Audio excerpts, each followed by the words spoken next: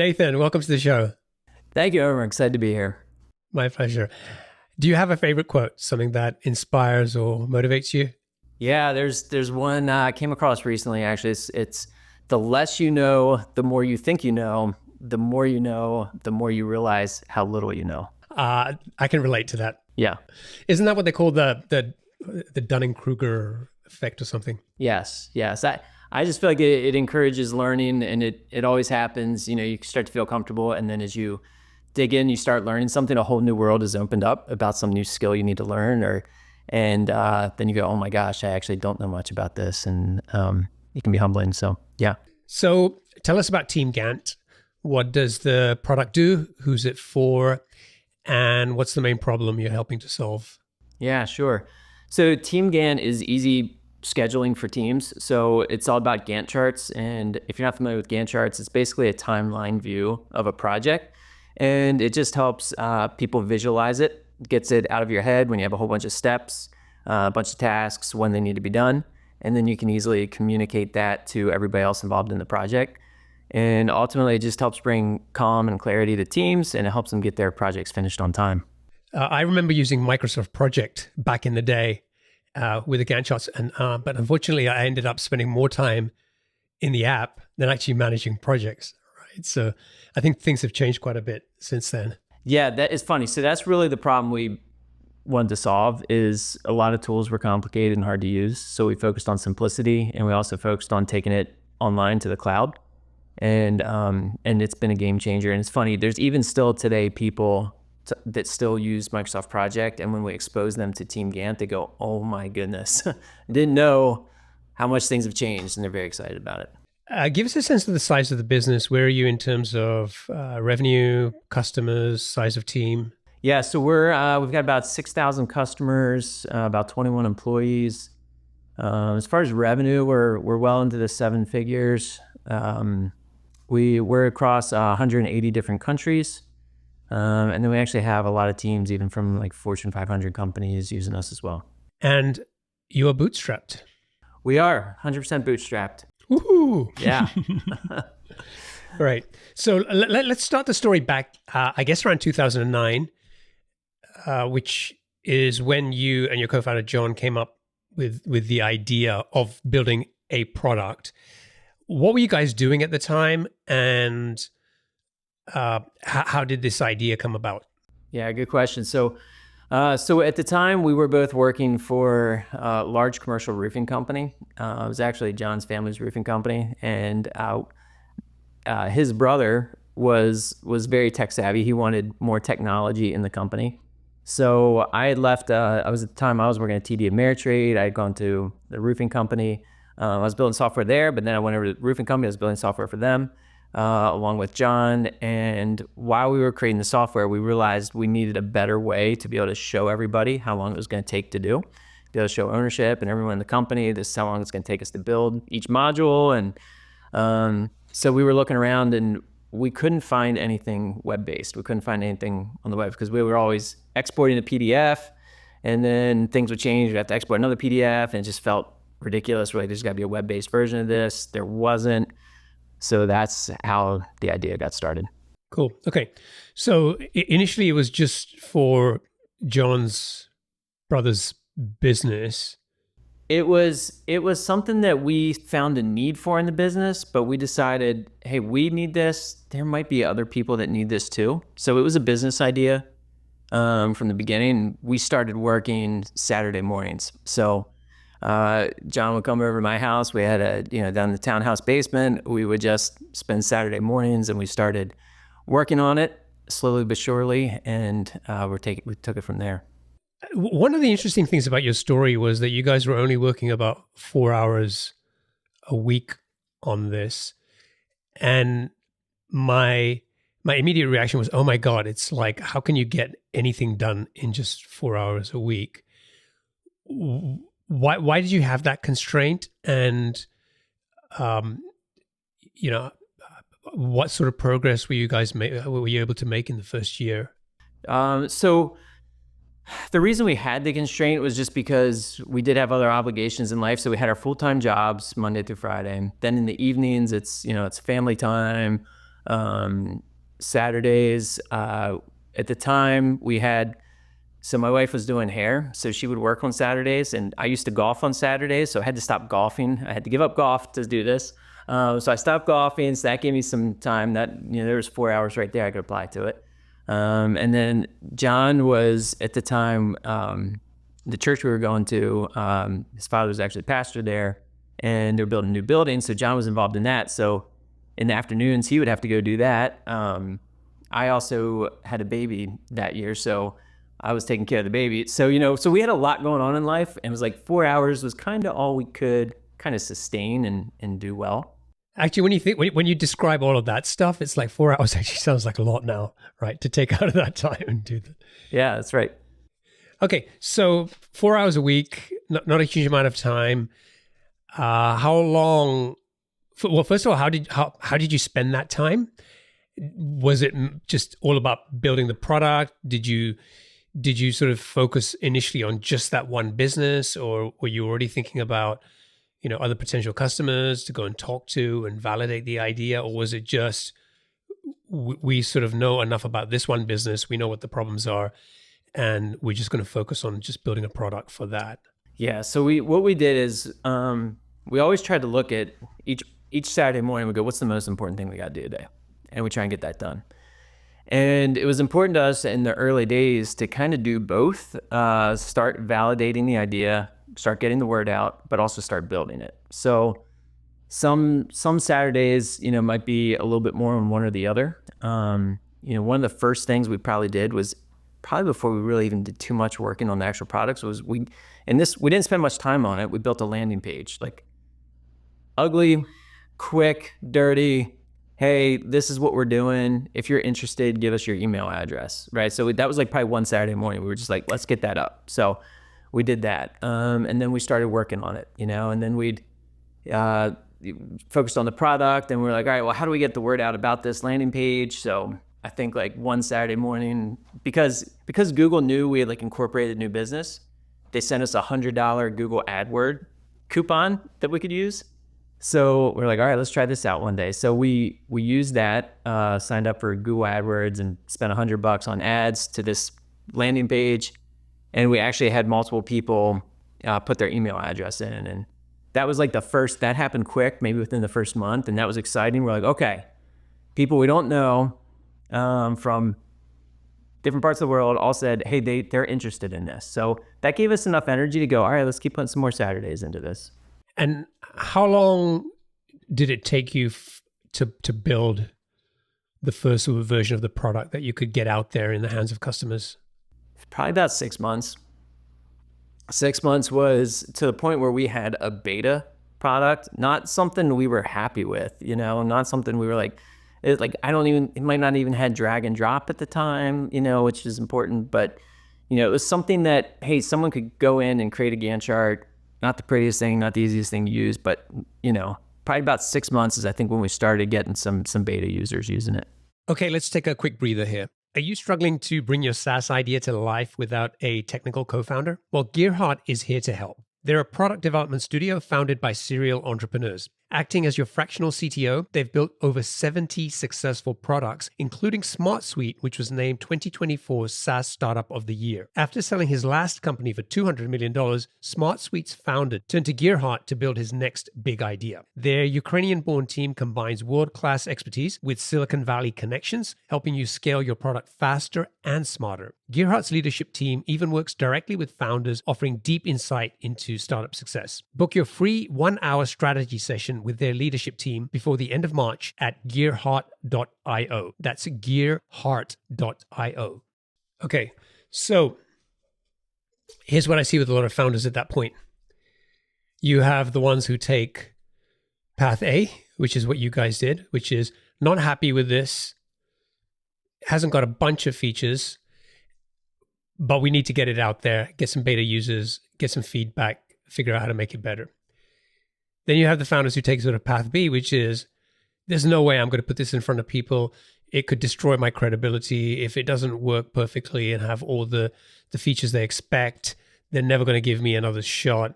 And so they continue down the development path, building more and more. in some cases that may be justified because, the type of the industry or the nature of the whatever the product does and so on. But you, on the one hand, admitting I wasn't happy with it. It didn't have a whole bunch of stuff that we needed to have in there. It was pretty basic. But what drove you to still get that out there in front of potential customers? We wanted validation. Yeah, we wanted to hear from people, because, and we wanted to hear a couple of things. We wanted to hear one, like, hey, yeah, you guys are on to something. Maybe it's not quite there yet, but we're willing. We wanted to see if people were even willing to try it. Is anyone even willing to spend the time to log in and add a task? Like, can we even get that far, right? And if we can, and they hate it, all right, good, we made progress. At least somebody showed they wanted to try it, right? And then when however far they get, if they get stuck, they go, well, it doesn't do this. Okay, well, great, boom. That's what we need to work on next, right? Like, so, because when you're building a product, you can go 10,000 different ways, right? And you can, so many different features and different things to work on. The sooner you can talk with customers, the sooner you can get feedback from them, the sooner you can learn, the more you know, and the more you can prioritize smartly, especially when you only have a few hours a week. Prioritization and working on the right thing is incredibly important. So who were the customers, the beta users? Were they all from a specific industry, or were they from just like all over the place? And secondly, what were the main takeaways or learnings you got by letting them use the product after 6 months? They were from all different industries, because it's interesting. Like, Gantt charts are a lot like Excel sheets in terms of like kind of everybody can use them. Anybody that has a project, anybody that has a deadline, anybody that has a timeline can use a Gantt chart and benefit from it.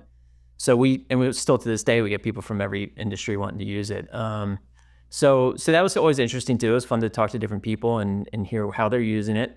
And then we would learn specific things. Like, one of the reasons we created TeamGantt was because we hated PDFs and we hated the idea of having to print them out. Well, people would tell us, they're like, this is great, but how do I get a PDF? We're like, are you kidding me? Like, you seriously want a PDF? And that was actually really important to them. To some people, not to everybody, but some people that was important. So we said, all right, well, we're going to have to build that. So we did. That was a feature we ended up building that we didn't want it. We didn't think it was important, but enough people told us it was. So we said, okay, we'll build that. That's interesting. It's like, wait a minute, we're trying to build something that doesn't do that, right? We've got something better for you. Exactly. In hindsight, was that the right thing to do? It was, because there were use cases where it makes sense. So for instance, people are saying, well, hey, we need to do a client proposal and we need to be able to put the PDF in with the proposal. It's like, okay, I get it. That makes sense. We weren't doing that. We weren't doing proposals. But they also still wanted the web-based collaboration. There's a lot of benefits to being on the cloud. So they kind of wanted the best of both worlds. And it was, I'm glad we learned about that and glad we did that. Were all these beta users using the product for free, or were you charging them? Yeah, we didn't charge them. No, we said free. Like, we wanted feedback. We wanted to see people actually use it and know they were getting value out of it. So we did make that free. And that can be controversial. Some people wouldn't do that. Some people would. But for us, it was, we were fine. We didn't really think it was ready to be a paid product, and we were okay with that. And then how long did it take to get the product to a point where you started charging for it? So then it was probably about another 6 months, 6 to 8 months or so after that, when it was in beta, that we've, got enough things worked out, got enough people saying, yeah, this is good, we're liking it, using it on a regular basis, that we said, okay, we think it's time to put it behind a paywall and only let people use it if they pay for it. And then that was the next big moment. Well, now we know people use it, but will they pay? And that was the big next question. Were you guys still working the 4 hours? We were. Yeah, we were still working the 4 hours. Yep. We still had our day jobs. So this is the first 12 to 14 months. You've been doing 4 hours a week on the Saturday mornings, building the product, getting the beta users, improving it, and eventually getting out to launch, and you start charging for it.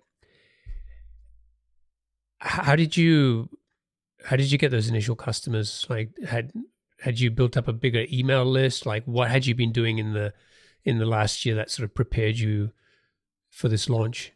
So that's a really good question. That's important. Like, a lot of people will sometimes think you don't need to market something until you maybe have figured out what you're going to sell for sure. But I like the approach of start marketing day one, which is why we did that. So that when we had something we were ready to sell, now we had a group of people. So we had started doing SEO along the way. As we were building the product, we were also doing some SEO. And we had the landing page up, and we had actually gotten to the point where we had 1,300 people on an email list that we could then email and say, hey, here it is, it's launched, it's ready, check it out. Did the vast majority of those people come from just organic search? They just would find something and then end up joining the email list? Yeah, they did. It was pretty straightforward. I mean, we took some basic SEO strategies at the time and just built up some traffic. And so then by that time when we launched, we had the email list of everybody from the last year that had signed up. But then we also had people signing up every day saying they were interested. So we also had kind of a continual funnel built up there, which was great. And so how long did it take to get those first 10 customers? So I remember when we launched, we set it out and it was like, all right, starting today, people can only use it if they pay. And we were watching, we had something, I guess it was on our phones at the time where we could check and just see. And so we just like refresh it during the day. Did anybody buy? Did anybody buy? And finally later that day, one person we saw bought, and they bought our mid plan. We had like a $10 plan, a $29 plan, and a $99 plan, something like that. And they bought the $29 plan. It was a video company out in California. They wanted to manage their video projects, and so I think we probably high-fived, and we're like, all right, awesome, we're in business. We have a first customer. Somebody we don't know found this, liked it, bought it. So, so then it was like, the next day we're checking, did anybody else buy? And I can't remember the exact pacing, but it was something along the lines of like, it was every couple days we would get a new person buy, and then it turned into like. And it was maybe that way for maybe a month. Then it turned into we were getting about one person a day buying, and then it turned into about two people a day buying, and it just slowly kept building up. Do you think that was largely because of the SEO work that you had done over the last year? Yeah, the SEO work played a big role. Yeah, so maybe just break that down for us. I mean, obviously SEO keeps evolving and changing, and what you did back then probably wouldn't work today. But help us understand what you were doing to try and build that organic traffic. So we had an advantage for sure back then in that we were pretty much the only online Gantt chart. So we took the strategy of thinking about, okay, well, what are we? What are people going to be searching for? So what are those keywords? We looked at like, we would analyze, what are people actually searching for? We'd look at what's their competition for. So we'd think about things like, okay, so you could look at us as project management. You could look at us as project management software. You could look at us as Gantt chart software, online Gantt chart software. So we went through these different keywords. And ultimately we landed on, well, some things like project management software was too broad. Like there's too much competition. So we couldn't do that one. But maybe Gantt chart software or maybe online Gantt chart software. So we kind of honed in on those. That's like, all right, we don't have much competition for that, but there are people searching for it.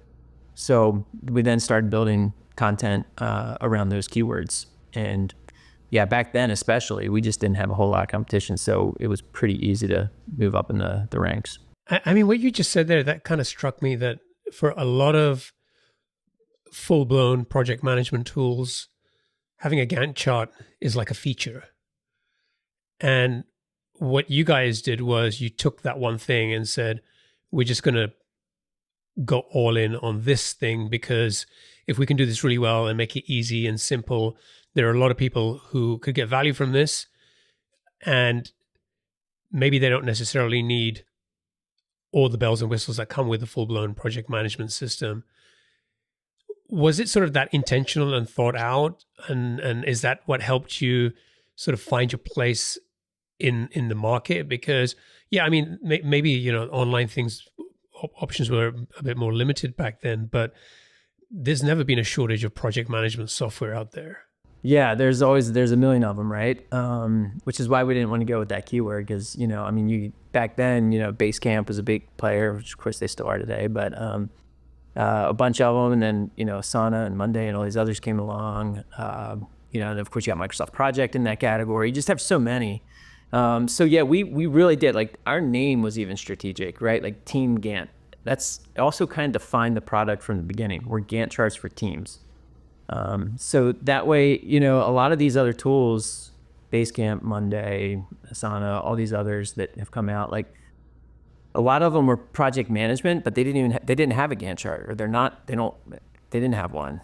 Or if they later added one, it's more of like okay, we added one as a feature, as a thing, but it's not their specialty. So we've just always made Gantt charts our specialty, and that's a big differentiator. And it's what we obsess over. It's what we put our time into. We focus so much on the user experience of the Gantt chart, because it's actually not an easy thing to make a Gantt chart easy to use on a browser. It's actually a pretty hard thing. So we've really focused a lot on that, and that really separated us from everyone else. It would be easy for a lot of people to go into this space like you guys did and say, we'll start with the Gantt chart, but over time we'll add more stuff and we'll become this full-blown project management software.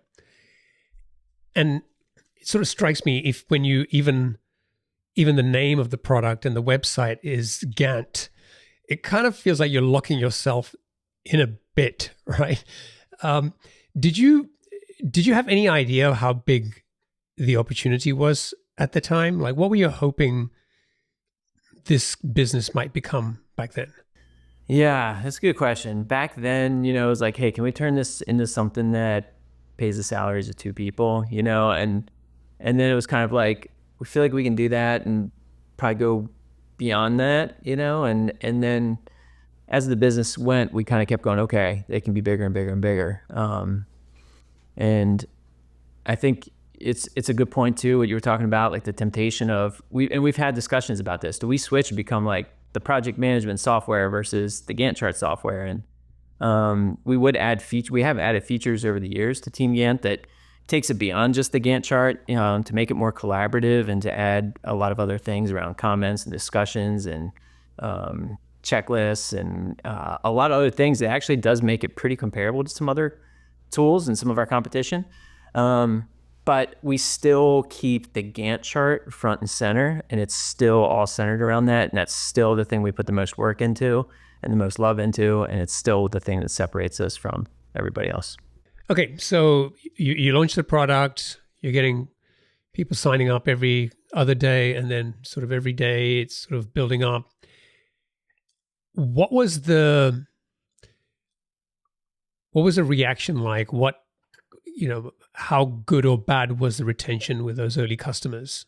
It was actually pretty good. I think when we used to model out spreadsheets at the beginning, because we got to a point too where we're like, all right, when do we leave day job and go full time on this? And so modeling out these spreadsheets of, all right, if we keep adding a customer a day, what's that do? And I think those spreadsheets, I don't think we even put churn in there. I don't even think we were just like, people probably won't leave, And so we didn't really put that in there. And it was okay for that first year or two. Like the spreadsheets actually held unbelievably accurate to what we had predicted for the first couple years or so. And we did get some cancellations and whatnot, but it was like, when the early days, the user base is small, the churn is like not a big deal. It wasn't until like years later where that was like, okay, we got to really start caring about that. So, okay, so you've got, it looks like, the SEO work is paying off. The work that you did with the beta users, you've got to a point where, you've got a decent enough product that when people are signing up and they're paying for it, they're not, leaving the next week or month or something. They're sticking around for a while. What else were you doing to try and grow the business? Because, I mean, number one, SEO is great as long as it keeps working and generating traffic. But then you're also bootstrapped.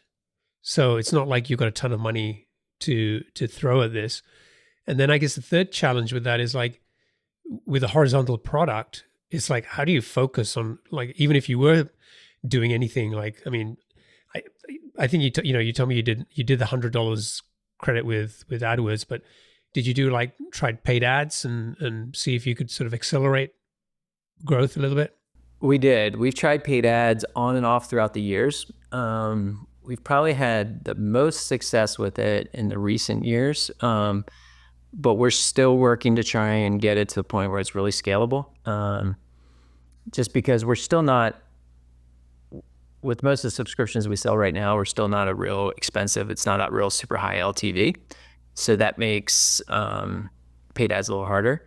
But we are starting to niche down and create some higher end versions for like a specific industry. And that might be a game changer for us as we go down that road. At what point did this become more than a 4-hour a week business for you guys? So there was a point, it was probably, I think it was somewhere in 2011, I guess, 2011 or 2012, I'm trying to remember, but we did decide, okay, hey, we got to the point where we saw like, hey, this is starting to turn into real money, not like a salary, like maybe more like a summer job kind of money. Like, it wasn't a lot, but it was actually like thousands of dollars, not hundreds of dollars. So we thought, all right, this is starting to go somewhere. We modeled out the spreadsheet. We could see, okay, it could go this direction. So, and we thought, it could turn out to be a good thing. So we did that math, took a look at our like my wife and I, we looked at our savings account, what we had. Of course she was working too. She was a hairstylist, which helped. So, we kind of looked at our runway, even though we didn't have investment money. We looked at, all right, we could make it probably a year if I were to scale back or stop my job. And then John, for him, he went through the same things and looking at that. So then we just decided, okay, we're ready to take that leap. And the nice thing was that working at the roofing company, they were family and they were actually super supportive of us doing this. And they let us scale back to like part-time, which was nice. And then eventually we said, okay, now we're ready to take the leap and go full-time. And that was another kind of make or break moment where it was like, we still didn't have enough money to like pay all the bills when we took the leap to full-time, but we saw the trajectory and we knew if we could put more time into it, we believed in what could happen. And it was actually like, we felt, even though the money was low, it still felt like we were pretty excited about what was going on. We felt good with it, had some savings, and we were able to do it. 2009 is when you came up with the idea and started working on this product. It sounds like around 2010 is when you started selling it. How long did it take to get to, let's say, the first 10K in MRR? First 10K in MRR, probably 2012, probably 2012 if I had to guess. Yeah, something like that.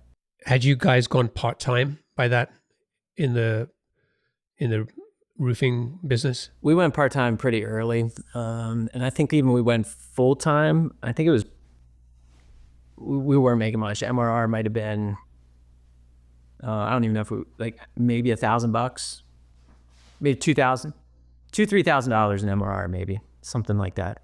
Okay. So 2012, the 10K MRR as a milestone. By that time, you guys are working full-time on the business. Are people still coming in through organic search? Is that the thing that you're still looking at? And was generally traffic increasing? Was it about the same? What was going on there? Traffic kept increasing, which was great. Yeah, we kept working on new keywords and putting more content out, and that kept growing. And then we kept making the product better, and so then our conversion rates are going up, and the business grew pretty fast for a while. Yeah, it was pretty quick growth. Okay, so at what point did you hit the first million in ARR? I would say that would have been, I don't know, 2013, 2014, somewhere in there. So walk me through that. Like what, like we're talking about like 2 years, maybe 3 years to get to 10K MRR. and then another year or two to get to what 83K MRR, or whatever the number is. Aside from SEO and you sort of doubling down on that and saying, okay, more keywords, getting more traffic, what else contributed to that? Did you play around with pricing? Did you start charging more for the product? Did you get better at keeping people around for longer and improve your LTV? Like, just trying to figure out, like, what were you doing that helped you get to that fairly quickly after you got to 10K? It was all the above. Yeah, everything you said, really. Yeah, we did SEO. We did do a little bit with trying to get some PR, which was probably more, I mean, we would get a little boost from it, but it was probably more so a good SEO play. We would go, I remember like there was a TechCrunch reporter that was like down in DC one day, and so he was doing like a little get together where you just go pitch and tell him what you're working on. So I was like, all right, I'll go down to DC and meet him and tell him what we're doing and hope we can get an article. And so he ended up writing an article about us, which was really good. We'd meet with, like, there's some local publications that were doing some covering tech scenes, so we'd meet with them and tell them our story. Just anywhere. There was a few other, I think Forbes wrote an article, so we definitely worked that scene as much as we could, especially in the earlier years when it's like, hey, we're new, we're doing some cool stuff, and people would write about it. So that helped. Working on SEO, creating more content, and then working just like super focused on the product and just talking to customers nonstop, learning from customers. How's it going? What are your needs? What can we do better? And just working on designs. We do a lot of user testing. That was big. So back in the day, we used usertesting.com, and we would have just watch users try and use TeamGantt and see them get stuck on something. And we go, oh my gosh, it's almost painful to watch when you're doing those user tests. But it's so valuable. You're just like, oh, right, it's right there. Click that button, But then, you just have to just go, all right, I get it. They didn't see it, so other people probably aren't seeing it. Let's tweak it. And so we would just iterate, and just obsess over that stuff. And we just kept working on it, and that would just improve the funnel, improve optimizations, and it made a big difference. It was funny, you and I were talking before we started recording, and you told me about the lesson you learned about narrowing down on your ICP. And I asked you, like, when did you do that? And I was expecting you to say, about a year or two into building this business, we did that. And you said something very different. Yeah, we just in the last, just this year, we've decided to actually narrow down our ICP very recently. So our strategy has been for a long time, hey, we basically put our hand up on the internet and saying, hey, we're the Gantt chart people, So if you need Gantt charts and you're looking for Gantt charts, we show up places, right? In directories, that's another thing we do. We do integrations. I should mention that too. We build integrations with different tools. So we show up in their places, and we're just showing up as the Gantt chart tool for a lot of different industries. And that has worked really well over the years. But now we do believe that to really get to the next level, to go up market, to help work on churn, it does get to the point where, hey, if we really and being a small bootstrap company, right? Like, we can't study the whole world. We gotta study a very specific ICP and make sure we do something really special for them. Yeah. So you guys have decided to focus, double down on the construction industry. Yeah. Can you give me an example or two of, like, some of the challenges you faced by not having identified that ICP sooner? I mean, one of the things I talked about was, like, go to market and outbound. It's near impossible when you've got such a big horizontal product. Like, where do you focus? Who do you talk to? How do you reach people? Because it could be anybody who wants a Gantt chart. But I assume building the product, it also becomes equally difficult because you have so many diverse types of customers. The only thing holding them together is they want to do a Gantt chart, but the industries could be night and day, and the requirements could be all over the place. Yeah, you're right. All those things are the issues. I mean, there were advantages to it because we could just open up and just handle so many people and all the floods coming in. It's great. But when there is a point of, like when we want to really scale beyond SEO and different things, it's like, all right, we really do need to know who we're actually really targeting so we can use the right messaging, so we can build the right features, so we can solve the biggest problems for those people. And every industry obviously has very different problems. Everybody has kind of certain common Gantt chart problems, but when you really step in, you really study a particular industry, you start going, oh my gosh, you have that problem, this problem, this problem. And if we did this, this, and this, that's going to make a huge game changer for you guys in that industry. Then it's like, okay, yeah. And we can just keep talking to those people and hear the common thread. And it's like, all right, yeah, that makes so much sense. We can figure out where to reach them, what events to go to, where to advertise. So it's going to be a good thing for us going forward. Yeah. How did you decide that was the ICP you were going to pick? Yeah, good question. So we really looked at our customer base, and we have everything from software companies, creative agencies, universities, engineering, manufacturing, construction. We have all kinds of people using us, but construction is actually our biggest market segment. They're the ones that convert the best. So the people that try our free plan that convert to a paid, they're the best. They stay the longest. And it's also where we came from. It's part of our story. Like we were in construction, so it's where we came from. We already know that industry. We're connected to it. So that's a piece of it as well. And there's a big need. There's a huge need in the construction industry. Like Microsoft Project's still their big tool. That and another one called Primavera P6.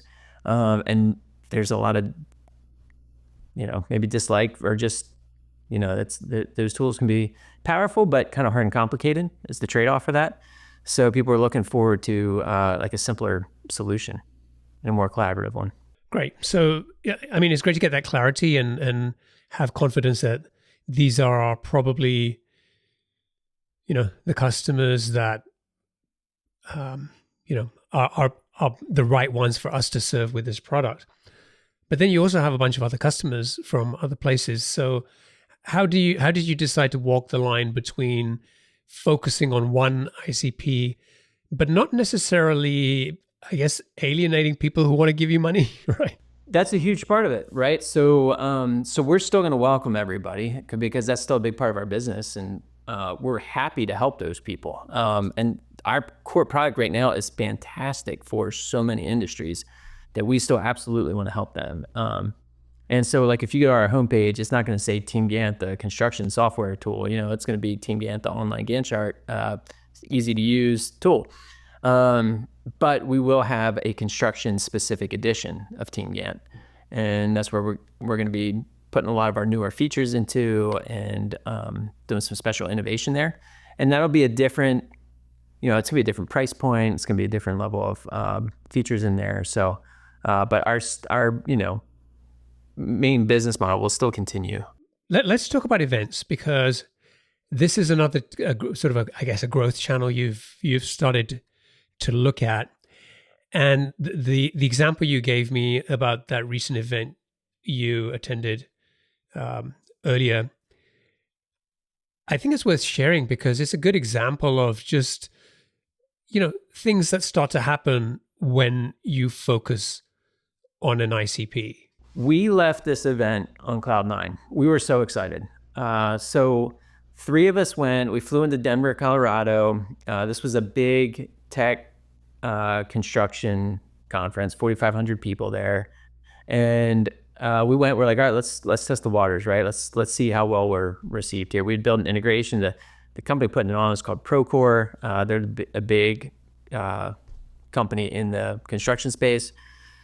Big software company, and we built an integration with them. So that's part of the ICP is like, all right, let's focus. Let's go find the biggest software company in that space now. We'll integrate with them. So we built the integration. We went to the show, showed everybody the integration, and people are, it was nonstop. People coming by our booth and going, yeah, Gantt charts. We love Gantt charts. So right away we're like, all right, this is good. This is our people. They're like, we love Gantt charts. Show it to us. What's it do? And we show them. And they're like, wow, that's so much easier than what we use now. And we're like, awesome. And And then we're like, well, here, do you hate PDFs? Because you could just share this link and everyone has instant access to it. And they go, oh, what? It can do that? That's awesome. We're like, yeah. And then by the way, since you're using like desktop software now and one project doesn't know about the other project, you probably have some resourcing issues. They're like, yeah, we do. And so we say, well, at the bottom of TeamGantt, there's a resource view and every project knows about the other projects. And you can see if you've double booked somebody or, a crew or something like that. And they go, oh my gosh, that's a game changer. That's awesome. So they were just loving it. And these are a lot of like bigger, larger GCs, subcontractors, doing some big projects, some big business. And they have a lot of schedulers, right? So these are larger contracts for us. And just seeing the excitement, and I mean, it was nonstop. It was 2 days of nonstop people coming up to us. We walked away with 200 leads. We scheduled 40 demos like on the spot. I just did some today. I'm still doing demos from that show back in November. And it was a really good example of narrowing down the ICP, finding the right people, and just, it's like a great match for sure. Yeah, I think it becomes easier to reach them. Your product development becomes more focused. Your messaging is more focused. And you already had a background in that industry, but when you pick a market and can talk credibly about that and show them that you understand their specific issues, right? Just some nerds who built some software and sort of came in and don't know anything about construction, and you're trying to sell this to them. I think that's really important as well. So I think there's all these good things that start to happen from being clear about that ICP. Let's talk about hiring. So you and John were the two people working on this for a while. When did you start hiring people? Yeah, we started hiring, I think would have been, was it 2014, 2013, 2014, maybe 2014, I think. It was when we hired our first employee. So, and that was someone to handle customer success. And basically, by that point, we were getting a lot of emails like, hey, we got a question about our account, or, hey, how do you add a dependency, or, these things. And it was like, that was kind of the first thing. We were like, all right, we've been doing a lot of that ourselves, but that would be helpful if someone could answer those questions for us. And, I would get back to product design and marketing, and John could have more time for doing all the engineering, building out the software. So that was our first hire. And just kind of walk me through what that trajectory was like in terms of hiring, because by that time you've hit the first $1 million in ARR. You've got some sense of good traction. You hire your CS person, and then presumably as you're continuing to grow, are you getting more comfortable about building a team around you? Yeah, it took a little bit, because we were kind of like, what do we want this to be? Is this just the two of us? Do we want somebody else? Or is it going to be the three of us now? Is it going to be, how big do we want to go with this? And we did. As we hired good people and we saw what they could do, and we saw them doing things really well, it was like, all right, yeah, let's start hiring more people. And probably really around 2015, 16, 17, 18, 19, like we really started ramping up hiring, at least a few people a year, 3 people a year, sometimes a little more than that. And yeah, start building the team out more. And you kept the org structure flat. So you were just like, hire people, come in, got a flat organization. How long did you do that for until you realized this is becoming a problem, and how big was the team at the time? Yep. So we actually stayed flat till maybe a little less than 2 years ago. And it was flat in the sense that, probably about half the company reported to John, half the company reported to me. And it was too much. Like we definitely broke, I think the limits should be like 6 to 8 direct reports, and we might each had like 10 to 12 direct reports. I think we were probably, we're 20 some people, 22 people or something like that. And we're like, all right, that's a little too much. And we weren't, we didn't really know a whole lot about good management techniques. We were still like, yeah, let's be a startup where we all just work hard and do stuff, and, should work out. And then we kind of learned from a few years of that. We're like, all right, these people that talk about the importance of, OKRs and, different things. It really does matter. And we ended up getting some advice from a group we attend that they were like, yeah, you should look into this tool called EOS. So we did that. EOS is the entrepreneurial operating system. And that has basically a lot of like basic business principles kind of packaged into tools. And there's a good book, it's called Traction, that talks about it. And then we even hired an implementer to kind of help us kind of consult and help us walk through it. Like, how do you really kind of structure a business properly? How do you get the vision clear? How do you do quarterly rocks? How do you do a good accountability chart? How do you set scorecards up? Like, all these basic business things that we were either not doing or half doing kind of thing. And so now being almost 2 years into that, it's starting to really feel pretty good and making some good progress on that front. So I can think of founders now who are maybe a little bit at an earlier stage to what you just described there, and they're getting traction. They feel like, they've got something and strong product market fit, at least potential. They're moving fast. They're hiring people. And a lot of the things that you just described, they kind of sound like big company stuff. They sound like admin. They sound like overhead. Just explain like why that stuff turned out to be more important than maybe even you thought at the time. I think you kind of think everybody can read your mind and you realize they can't, like for obvious reasons, right? They're not going to read your mind. Everybody thinks differently, but and you'll realize, you kind of hit a point where you stop getting the traction that you need. And maybe you thought like you just add more people to the company and the company will just grow more because you add more people doing more stuff. And then you realize, like if everything's not organized and done the right way, you actually don't get that traction because people are kind of starting to go a little different directions, or maybe they don't know their expectations are different than your expectations. And, it's just one of those things that I think a lot of companies in the early stages think that. I thought that like, oh, that's for corporate, right? We don't want to become corporate. We're not going to do that. But then you realize like, oh yeah, all right, there's a reason for that. And it's important. It doesn't feel like corporate. Like it doesn't feel corporate-y what we do now. We're still nimble. We can still move fast. We can still, we're still a small-ish team, which is great. But now it's not like I don't have 12 people all, saying, what are we doing? And me not managing them well and, all that kind of stuff. It's like, it's way more organized and it elevates other people. Other people are able to take more ownership of things and do a better job, than what I would have done and it's just, it really does. It's a big transformation. It's a big way to kind of start shifting in your head how to think. But it's important if you want to scale, if you want to grow, it's important. Yeah. And I think that, for anybody like in your position where, you got a 7-figure business and you're thinking about, okay, well, how do I get to 8? You got to have this kind of people infrastructure in place, right? Otherwise it's just going to be a bigger problem with a lot more people there, right? And I think it's been said too, like, it's one type of company to get from 0 to 1 million. It's another to get from 1 million to 3 million. It's another from 3 to 10. It's another from 10 to 30. It's another from 30 to 100, kind of all these multiples of 3. It's like, you really kind of have to reinvent and change the company as you go. And it is true.